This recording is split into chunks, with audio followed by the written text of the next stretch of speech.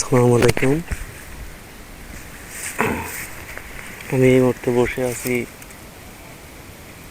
খৈরাস গ্রামের পার্শ্ববর্তী কমলা নদীর ধারে তীরবর্তী এলাকায়।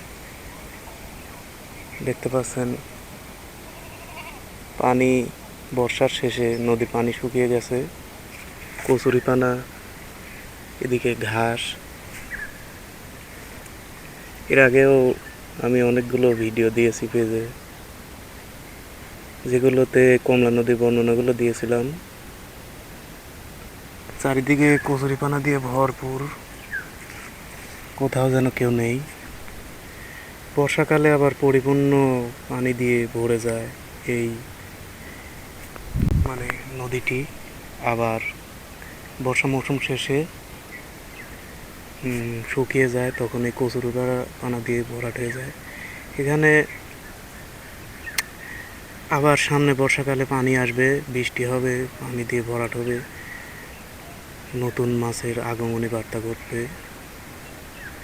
আপনার এখানে দেশীয় যে মাছগুলো, এখানে একটি প্রশ্ন আছে যে হারিয়ে যাওয়ার পরে আবার কোথায় থেকে আসে, মাছগুলো তো শুকিয়ে যায় পানি।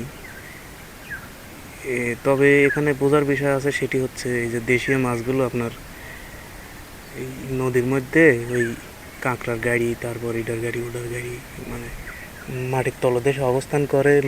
মাতৃ মাছগুলো সেগুলো আবার বর্ষাকালে পানি আসার সময়, বৃষ্টির সময়, তখন আবার ডিম্বাণুর মাধ্যমে বাচ্চা ফুটিয়ে সেগুলো আবার বের হয়। যাই হোক, এখন এই মুহূর্তে নদীতে খাঁখা নীরবতা পালন হলেও একসময় কিন্তু হইচই, নানা কোলাহল পরিবেশের আবৃত থাকতো এই নদী, যেটা এখন আর প্রায় দেখা যায় না বললেই চলে। এর অন্যতম প্রধান কারণ হচ্ছে আপনার নদী ভরাট, যেটি প্রতিনিয়ত বেড়েই চলছে। এই নদীটির প্রশস্ততা আসলে অনেক বিশাল ছিল এক সময়, শোনা যেত। আমরা ছোটোবেলায় দেখছি ধীরে ধীরে। বর্তমানে আমি যে জায়গাটিকে বসে আছি, এখানেও আপনার মাটি ফেলা হয়েছে। এদিকে আরও অনেকখানি জায়গা পায়, অনেক বলতে গেলে যে পরিমাণে অংশ জলাল থাকার অবস্থানে আছে, আরও এতটুকুন অংশ সাইডে, দুই সাইডেই আছে, ভরাটের মাধ্যমে প্রায় বিলুপ্ত হয়ে গেছে বললেই চলে। আসলে পানি কখনো নামতো না, যতদূর শোনা যেত এই নদীতে সারা বছরই পানি থাকতো।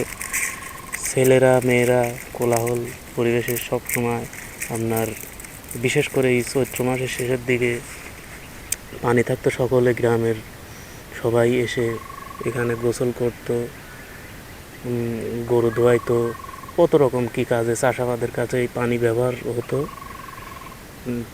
তো এখন আর সেই পরিবেশে আসলে পানি ধরে রাখার মতো অবস্থা এই নদী নাই। এমন একটা পরিবেশের তৈরি হয়েছে যে আপনার এখানে মানচিত্রেই যেন নাই। এই ম্যাপের মধ্যেই নদী খুঁজে পাওয়া যায় না।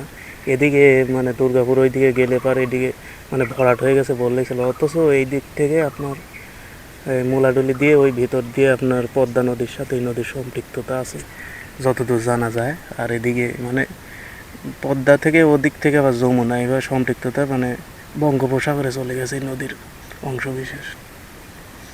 তো এই নদীটি আর এখন আর আগের রূপে নেই, শুকিয়ে যাচ্ছে, ভরাট হয়ে যাচ্ছে, প্রায় বিলুপ্ত। আর কিছুদিন পরে হয়তো এর অস্তিত্বই থাকবে বলে আমাদের মনে হয় না, কারণ যেভাবে ভরাট হচ্ছে, মাটি কাটার প্রবণতা বাড়ছে, এটা এই নদী ধরে রাখা কোনোভাবেই সম্ভব নয়। বিশেষ করে আমাদের সবথেকে বেশি ক্ষতি যেটা হচ্ছে, সেটা হচ্ছে দেশীয় মাছ দিনে দিনে বিলুপ্ত হয়ে যাচ্ছে। বিশেষ করে শিং, মাগুর, কই, টাকি, এগুলো মাছ আর দেখা যায় না। দেখা যায় না বলতে যে পরিমাণে আছে ধরার বাইরে। তবে এটা যে আর কয়েক বছর পর থাকবে না, এটা বাস্তব, আমার যেটা মনে হয়। তো এই নদী সংরক্ষণ করা, ধরে রাখার দায়িত্ব আমাদের সকলেই। আসুন, সকলে এগিয়ে আসুন। তা না হলে ভবিষ্যৎ হুমকির মুখে পড়বে। বিশেষ করে দেশীয় মাছ আর মাটির তলদেশ থেকে যেভাবে পানি উত্তোলন করা হচ্ছে, একসময় গিয়ে হুমকির সম্মুখীন হতে হবে আমাদের সবাইকে। তাই সকলে আসুন এগিয়ে আসি, নদী মাতৃক দেশ নদীকে রক্ষা করি, এভাবে ভরাট না করে নদীর জায়গাকে, নদীর যে জায়গা স্থান সেগুলো নদীকে ফিরিয়ে দেই। ধন্যবাদ সবাইকে। আসসালামু আলাইকুম।